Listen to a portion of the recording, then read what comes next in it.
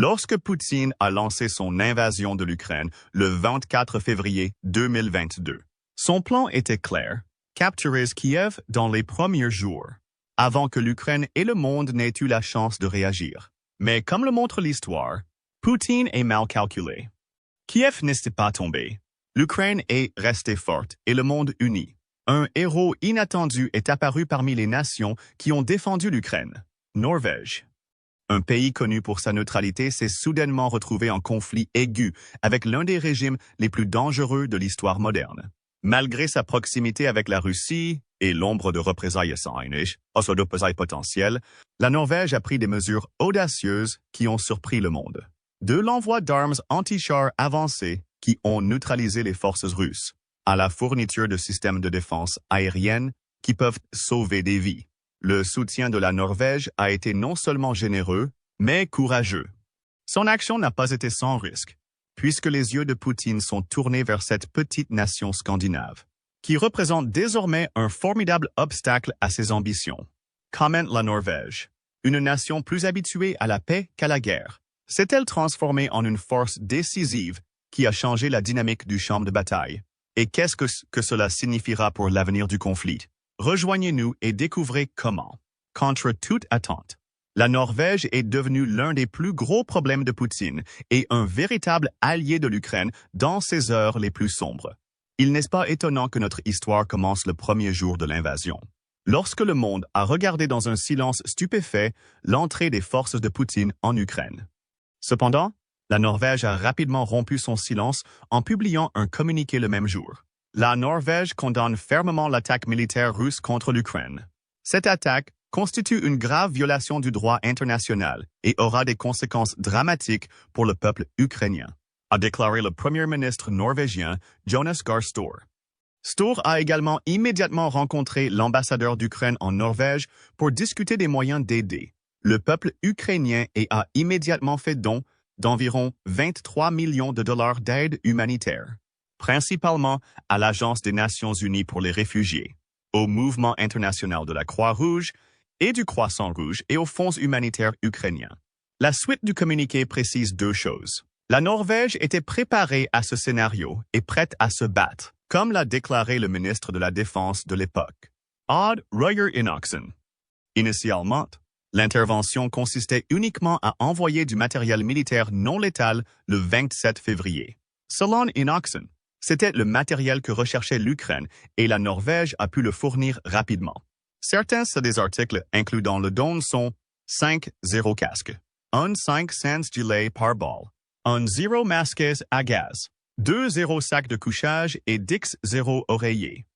Le gouvernement norvégien a également augmenté l'aide humanitaire à l'Ukraine pour la porter à 170 millions de dollars, dans le but d'aider les groupes les plus vulnérables d'Ukraine, notamment les enfants.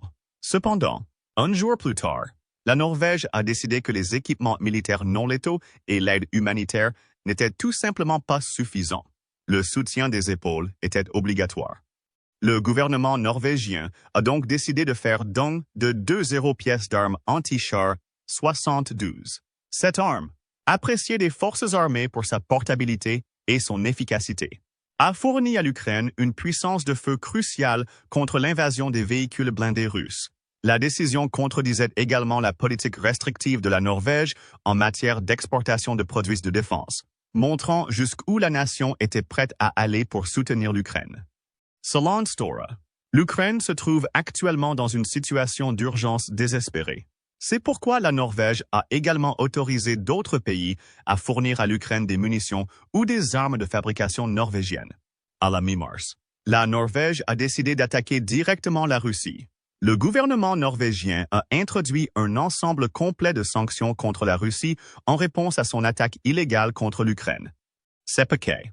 Décrit par Anniken Huitfeldt, alors ministre norvégienne des Affaires étrangères, comme une expression de la solidarité de la Norvège avec le peuple ukrainien, était également le plus grand que la Norvège ait jamais imposé à un pays. Le but de ces sanctions était d'affaiblir la capacité de la Russie à financer son conflit illégal avec l'Ukraine. La Norvège a donc fait de son mieux. Le pays a empêché l'exportation de technologies, de biens et de services que la Russie pourrait utiliser pour renforcer ses activités militaires. Les sanctions visaient également des individus en Russie et en Biélorussie, liés à la machine de guerre du Kremlin et au processus décisionnel en Ukraine. Geler leurs avoirs et leur interdire de voyager en Norvège. Bien entendu, des restrictions ont également été imposées aux institutions financières russes, les coupant ainsi du marché norvégien. Et ce n'était que le début. Comme le dit Huitfeldt, de nouvelles sanctions seront imposées à l'avenir contre la Russie et la Biélorussie. Et ils sont arrivés au bout de moins d'une semaine. Les nouvelles sanctions comprenaient l'interdiction des transactions avec 12 entreprises publiques russes, l'imposition de restrictions sur le commerce des produits sidérurgiques, l'interdiction de l'exportation d'une gamme de produits de luxe, l'interdiction de nouveaux investissements dans le secteur énergétique russe et l'allongement de la liste des personnes sanctionnées à 877 et des entreprises à 62. Mais le contenu exact du nouveau paquet de sanctions n'était pas le plus important. Plus important encore était la volonté de la Norvège de continuer à faire pression sur la Russie et Poutine en prenant des mesures décisives et croissantes. C'est cette approche qui permettra à la Norvège de porter un coup dur à la Russie à l'avenir. Mais pour l'instant, nous restons fermement ancrés dans les actions plus modérées qui ont marqué les paliers. Premières étapes de l'intervention stratégique de la Norvège dans la guerre en Ukraine. Le 30 mars, le gouvernement norvégien a décidé d'allouer 18,6 millions de dollars supplémentaires à l'Ukraine, cette fois pour soutenir l'administration publique du pays. Cet argent était censé servir à payer les salaires du personnel médical, des enseignants et des employés du secteur public ukrainien, ainsi qu'à assurer les retraites et les prestations sociales. Après tout, comment l'Ukraine peut-elle maintenir sa résilience et sa fonctionnalité face à la guerre si ses services de base et ses fonctions étatiques sont paralysés? En avril et mai 2022, les efforts de la Norvège pour aider l'Ukraine à lutter contre la Russie se sont principalement concentrés sur l'aide financière. La Norvège a même fait don d'environ 9 millions de dollars à la Moldavie, car ce pays européen plutôt pauvre n'avait d'autre choix que d'accepter plus de 400 réfugiés ukrainiens. Le message adressé à la Russie était clair. La Norvège restait ferme et inflexible face à la tyrannie. Ce poste comprenait la prise en charge des soldats ukrainiens blessés en Norvège. La décision du gouvernement a été prise le 1 juin. Environ 550 soldats seront transférés au Bergen Hospital Trust, à l'Oslo University Hospital Trust et au Sunas Rehabilitation Hospital, des établissements dotés d'une expertise unique en matière de brûlures, de traumatologie et de réadaptation. Salués par le président ukrainien Volodymyr Zelensky. De juin à septembre 2022, la Norvège a imposé des sanctions à la Russie et collecté de l'aide pour l'Ukraine. Le 1 juillet, il a été décidé que le soutien financier à l'Ukraine augmenterait jusqu'à près d'1 milliard de dollars au cours des 2 prochaines années. Et Sture a réaffirmé une fois de plus que la Norvège se tiendrait aux côtés du peuple ukrainien. Le 26 août, le gouvernement norvégien a introduit de nouvelles sanctions contre Poutine et son régime, élargissant et précisant un certain nombre de mesures. 3 jours plus tard, le 29 août, la Norvège a obtenu 187 millions de dollars supplémentaires pour aider à approvisionner l'Ukraine en gaz naturel en réponse à une crise énergétique exacerbée par la guerre insensée de la Russie. Cependant, au cours de ces mois, la Norvège a également envoyé une aide militaire à l'Ukraine. L'équipement le plus important envoyé au pays en février après la livraison des armes anti-chars M72 2000 comprend 100 systèmes de défense aérienne Mistral. Ces systèmes de missiles guidés infrarouges portables sont conçus pour la défense aérienne à courte portée, en mettant l'accent sur le ciblage et la destruction des avions volant à basse altitude, notamment des hélicoptères et des véhicules aériens sans pilote. L'inclusion de ces systèmes dans l'arsenal ukrainien a considérablement accru ses capacités de défense aérienne, lui permettant de mieux protéger son espace aérien et de contrer les menaces aériennes. 22 obusiers de 155 mm 109 et 3 JN avec munitions en mai. Le M109 et 3 JN est une variante de l'obusier automoteur. M109 initialement achetées par la Norvège à l'Allemagne de l'Ouest en 1969-1971. Ces unités ont ensuite été mises à niveau vers la configuration M109 A3JN à la fin des années 1980. La modernisation a amélioré leur capacité avec une puissance de feu, une précision et une fiabilité améliorées, reflétant l'engagement de la Norvège à maintenir une force d'artillerie moderne et efficace. 850 drones militaires Nano Micro Black Hornet and UT. Ces petites drones très portables sont équipés de caméras et servent à la reconnaissance et à la surveillance. Leur petite taille et leur technologie avancée leur permettent de fournir des renseignements en temps réel et une meilleure connaissance de la situation sur le champ de bataille, donnant ainsi aux forces ukrainiennes un avantage significatif dans le suivi des mouvements ennemis et la collecte d'informations critiques. 14 véhicules utilitaires légers Iveco en octobre. Ce véhicule tactique est conçu pour diverses tâches, notamment le transport de troupes, la reconnaissance et le soutien logistique. Sa polyvalence et ses capacités tout-terrain en font un atout clé en matière de mobilité et de flexibilité opérationnelle sur le champ de bataille. 12 unités de tir pour le National Advanced Surface-to-Air Missile System, au NASAMS, en novembre. Ce système de défense aérienne distribué au sol à courte et moyenne portée a été développé conjointement par l'entrepreneur de défense norvégienne Kongsberg Defence and Aerospace et l'entrepreneur de défense américain Raytheon. Le NASAMS est utilisé pour se défendre contre les véhicules aériens sans pilote, les drones, les missiles d'as de croisière, les avions à voilure fixe et les hélicoptères qui tirent une large gamme de missiles. Les livraisons d'équipements et d'armes militaires se sont poursuivies tout au long de l'année 2023, tout comme les efforts norvégiens sur tous les autres fronts clés. Dans le domaine de l'équipement, l'Ukraine a reçu les ajouts importants suivants. 8 chars de combat principaux. Léopard 2 à 4 en mars, développé à l'origine en Allemagne. Le Léopard 2 A4 est connu pour son blindage robuste, ses systèmes de contrôle de tir avancés et son puissant canon à hélice de 120 mm. Ces chars sont équipés de systèmes de ciblage de pointe, ce qui les rend très efficaces contre les forces ennemies et augmente la capacité de l'Ukraine à mener une guerre de chars. 2 véhicules blindés de dépannage, Berger Panzer II, et 3 véhicules blindés de dépannage NM189. Ingenieur Panzerwagen en mars 2023. Le Berger Panzer II est un atout clé dans les opérations de récupération sur le champ de bataille, permettant la récupération et la réparation efficace des véhicules endommagés et hors d'usage sous le feu. Quant au NM189 Ingenieur Panzerwagen, il apporte un soutien essentiel au déminage, à la construction de fortifications et à d'autres tâches d'ingénierie.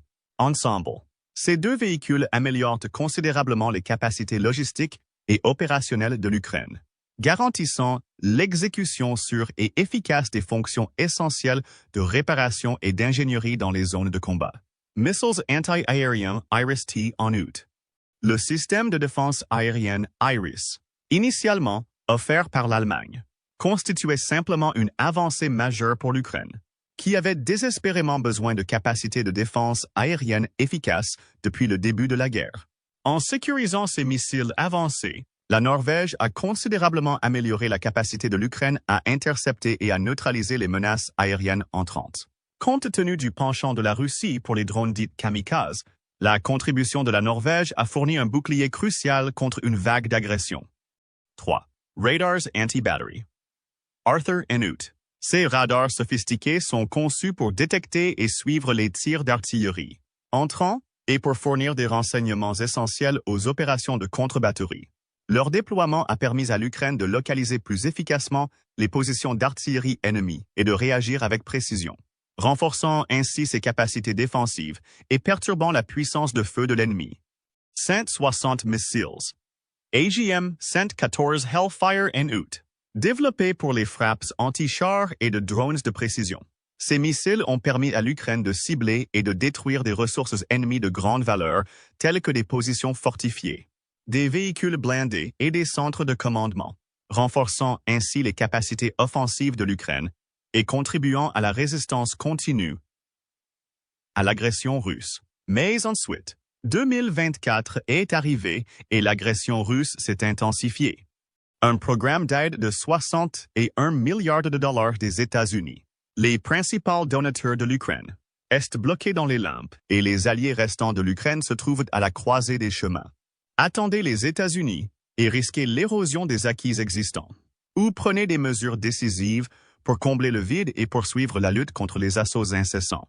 Il n'est pas étonnant que la Norvège ait choisi cette dernière option. Le 12 janvier, il a été annoncé que le gouvernement norvégien avait décidé d'augmenter la production nationale d'armes en accordant 190 millions de dollars à l'industrie de défense du pays. Comme vous pouvez l'imaginer, cette décision était principalement liée à la guerre en Ukraine et au besoin urgent de démontrer que la Norvège pouvait continuer à fournir un soutien important alors que le conflit s'intensifiait.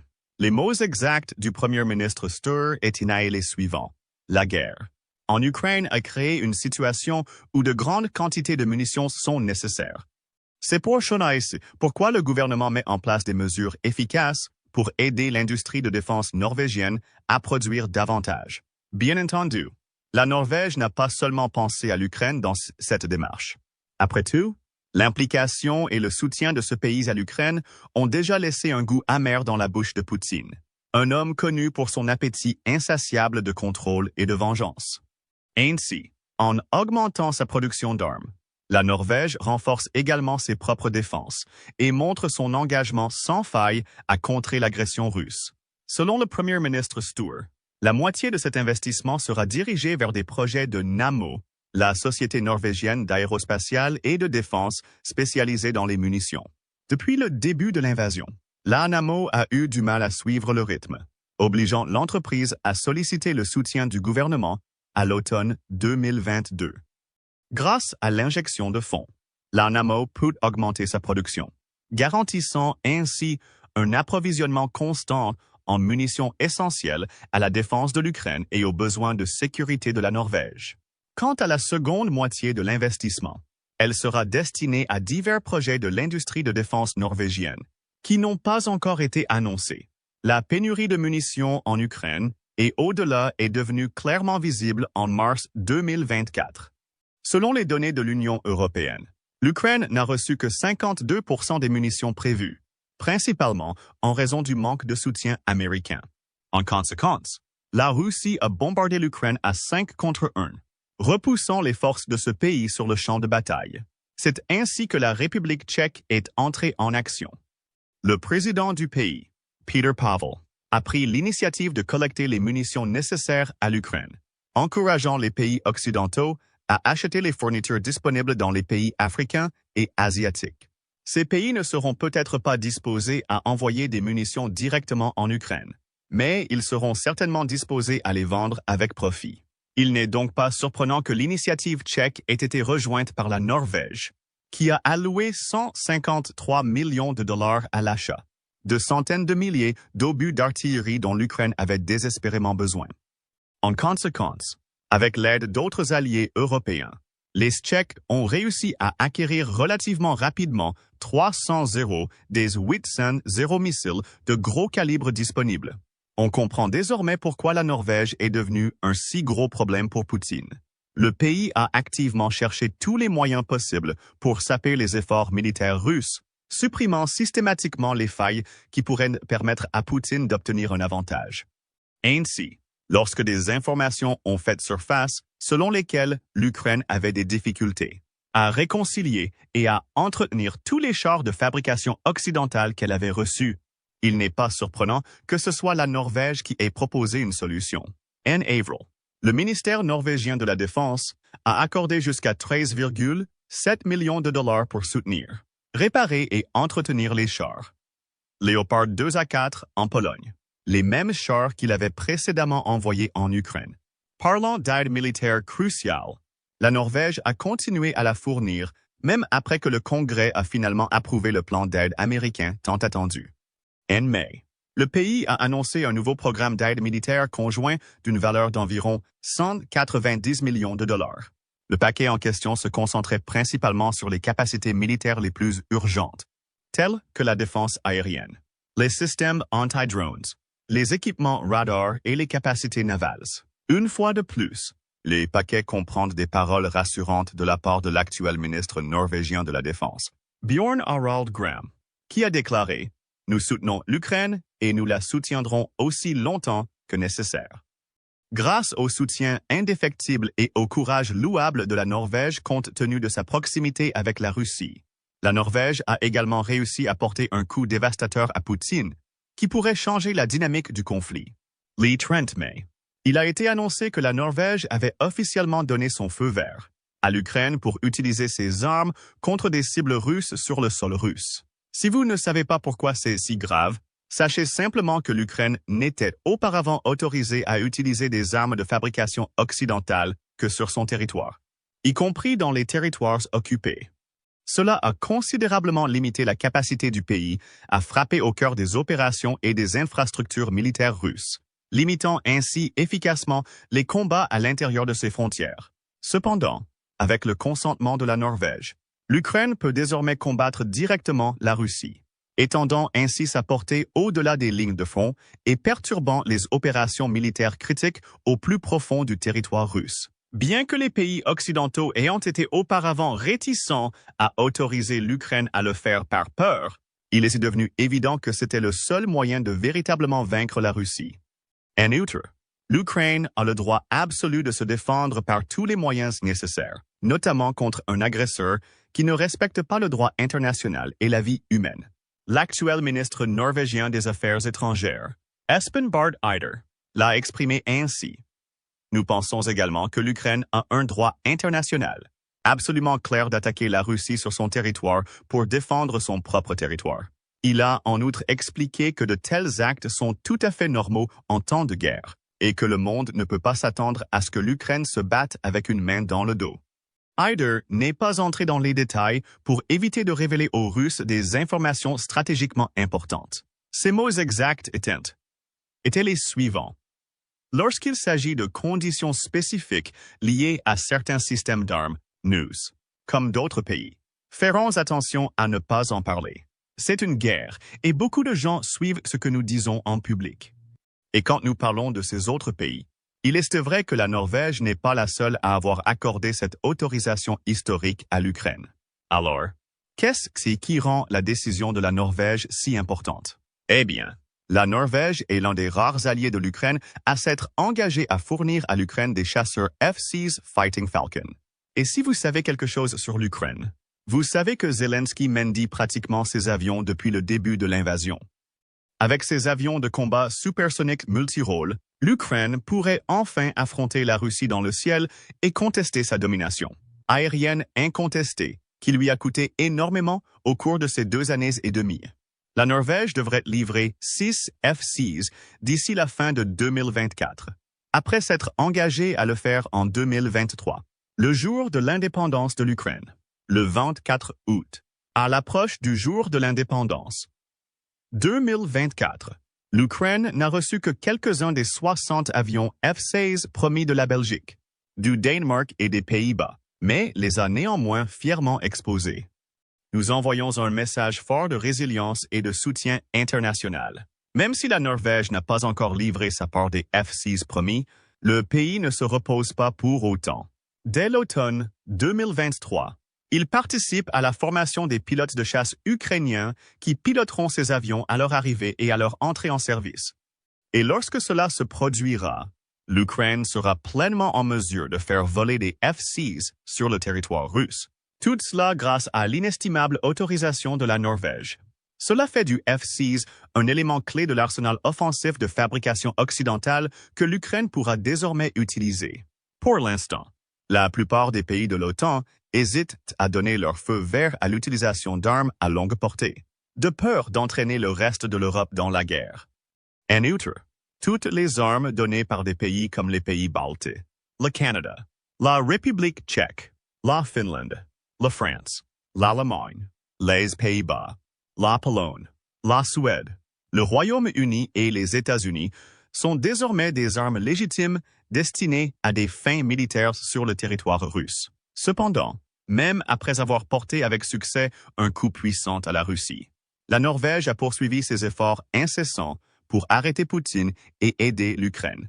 En juin 2024, la question de l'électricité en Ukraine est revenue sur le devant de la scène, alors que l'offensive d'été russe a détruit les infrastructures énergétiques déjà mises à rude épreuve du pays. L'objectif principal de l'offensive d'été étant la région de Kharkiv. La Norvège a également concentré une grande partie de ses efforts sur cette région. L'objectif de cette dernière initiative est d'aider l'Ukraine à réparer les infrastructures énergétiques de la région avant l'arrivée de l'hiver froid. Pour atteindre cet objectif, la Norvège a alloué un peu plus de 100 millions de dollars à l'ensemble de l'Ukraine, où plus de 50% de la capacité de production a été détruite, dont environ 11 millions de dollars ont été réservés à la région de Kharkiv. L'argent est venu avec une autre déclaration dure du premier ministre norvégien, appelant cette fois la Russie à lancer des attaques massives et systématiques visant à paralyser le réseau énergétique. Cependant, Sture a en même temps félicité les Ukrainiens pour avoir travaillé jour et nuit pour fournir à la population l'approvisionnement en électricité nécessaire. La Norvège a également clairement indiqué qu'elle voyait l'avenir de l'Ukraine au-delà du conflit actuel. C'est pourquoi il s'est également engagé à donner près de 3 millions de dollars pour renforcer le secteur des affaires ukrainiennes. Selon IDA, en soutenant le développement du secteur privé, nous soutenons également l'économie et la résilience ukrainienne. Avec cette décision, la Norvège se démarque une fois de plus de ses alliés ukrainiens, dont beaucoup considèrent qu'investir en Ukraine est trop risqué. La Norvège n'en doute cependant pas. L'Ukraine finira par gagner et investir dans cette sécurité. Cependant, pour aider l'Ukraine à remporter la victoire, la Norvège a également continué à envoyer une aide militaire, cette fois en se concentrant uniquement sur la défense aérienne. Indispensable. Le 11 juillet, le gouvernement norvégien a annoncé son intention de transférer 93 millions de dollars à l'Ukraine pour aider le pays à protéger sa population des bombes et des missiles russes. Cette déclaration a été faite lors du sommet de Washington en 2024, qui marque le 75e anniversaire de l'OTAN. Sture a également confirmé que la Norvège envisageait de se joindre à l'Allemagne pour envoyer une batterie anti-aérienne complète IRIS-T en Ukraine, avec le système américain Patriot. Le système de défense aérienne IRIS constitue la pierre angulaire des efforts déployés par Schwarzenegger. L'Ukraine pour créer un bouclier solide contre les frappes aériennes incessantes de la Russie. Compte tenu des millions de dollars que nous avons mentionnés jusqu'à présent, il est clair que la Norvège n'épargne aucune dépense lorsqu'il s'agit d'aider l'Ukraine et d'arrêter Poutine. Voici un bref aperçu du montant total de l'aide que la Norvège a envoyée à l'Ukraine depuis le début de l'invasion. Selon l'Ukraine Support Monitor, dirigé par le groupe de réflexion allemand Kiel Institute, entre le 24 février 2022 et le 30 juin 2024, la Norvège a fourni 1,31 milliard de dollars d'aide militaire, 850 millions de dollars d'aide financière et 507 millions de dollars d'aide humanitaire. Ces chiffres signifient que la Norvège a alloué 0,5% de son PIB pour soutenir l'Ukraine. Ce qui est peut-être encore plus impressionnant, c'est que cela a été réalisé sans l'ingérence de l'Union européenne. À titre de comparaison, l'Allemagne a donné un peu plus à l'Ukraine en pourcentage du PIB total. Cependant, un tiers de sa contribution provenait de fonds européens, ce qui souligne le rôle unique de la Norvège en fournissant un soutien direct et significatif sans dépendre de ressources européennes plus larges. Dans l'état actuel des choses, ce soutien ne s'arrêtera pas de sitôt. Et nous ne disons pas cela simplement en nous basant sur les réalisations impressionnantes de la Norvège. En fait, la Norvège et l'Ukraine ont signé un accord de coopération en matière de sécurité et de soutien à long terme, garantissant que la Norvège continuera à aider l'Ukraine et à irriter Poutine au moins jusqu'en 2027. Mais que signifie cet accord? À peu près tout ce que nous avons couvert dans cette vidéo, juste un peu plus. Essentiellement, cet accord représente un partenariat global entre la Norvège et l'Ukraine couvrant les aspects clés suivants. Premièrement, une ferme condamnation de l'agression russe. Bien entendu, la condamnation seule ne mènera nulle part. Mais il est important que le monde continue de condamner la guerre illégale et brutale menée par la Russie contre l'Ukraine, qui viole le droit international. Il est également important que tous les pays, y compris la Norvège, réaffirment leur attachement à la souveraineté, à l'intégrité territoriale et aux valeurs démocratiques de l'Ukraine, ce que Poutine veut défaire. Deuxièmement, le soutien à la défense et aux réformes ukrainiennes. La Norvège le fournit depuis plus de 2 ans et n'a pas l'intention de s'arrêter. Fournir une aide militaire, financière et humanitaire à l'Ukraine est l'une des principales priorités de ce pays, clairement définie par l'accord. En termes de chiffres précis, la Norvège prévoit de dépenser environ 7 milliards de dollars d'ici 2027 pour aider l'Ukraine à mener le bon combat. Bien entendu, ce combat implique davantage de charges de combat principaux, d'artillerie, de systèmes de défense aérienne et d'entraînement des forces ukrainiennes, ce qui est exactement ce que prévoit l'accord sur la coopération en matière de sécurité et le soutien à long terme. La Norvège contribuera également à intégrer les systèmes de défense ukrainiens aux normes de l'OTAN et soutiendra l'industrie de défense et la cybersécurité ukrainienne. En termes de soutien civil et humanitaire, l'accord prévoit une aide importante pour le maintien des fonctions de l'État, la sécurité nucléaire, la réparation des infrastructures, la sécurité énergétique et le déminage humanitaire. La Norvège soutiendra également les efforts de reconstruction et de redressement de l'Ukraine, notamment les évacuations médicales et la lutte contre la désinformation. Même une fois la guerre terminée, la Norvège n'a pas l'intention de laisser la Russie s'en sortir. Aux côtés de l'Ukraine, le pays s'efforce de parvenir à une paix juste et durable et demande à la Russie de rendre compte des dommages et des crimes de guerre. Ces efforts incluent la recherche de réparation et le soutien aux enquêtes criminelles internationales. Compte tenu de la volatilité de la guerre en Ukraine, un accord sur la coopération en matière de sécurité et le soutien à long terme donne la priorité à une chose avant tout. Flexibility. Le soutien de la Norvège devrait être flexible et adaptable aux besoins changeants de l'Ukraine, garantissant une aide efficace indépendamment de ce que Poutine lance au pays. En parlant de Poutine, comment pensez-vous qu'il perçoit l'aide incessante de la Norvège à l'Ukraine? Est-il trop occupé pour s'occuper de cette nation scandinave? Ou peut-être qu'il prépare déjà un plan de vengeance?